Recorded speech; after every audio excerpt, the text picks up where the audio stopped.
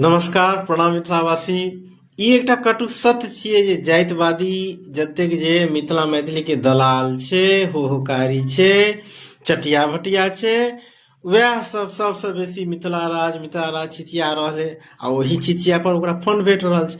अरे जब संपूर्ण मिथिला के कहियो बात नहीं भेल छै, तू सब जते मिथिला राज छिचिया रहली बउआ, तू सब जाके साहित्य अकादमी में सब वर्ग के स्थान दिया भी। वाह, अकादमी पुरस्कार छै। आ ई बाभन सोलकन के वेद रचनाहार के छिए? अहीं सब छिए। तो अहीं सब छिही। आ एखन झूठे के पेट पोषे द्वारे, राजनीतिक लाभ ले द्वारे जे मिथिला राज बनते तो सब केओ के फायदा होत। अखन तक क्या नहीं बोलो सब केओ के फायदा?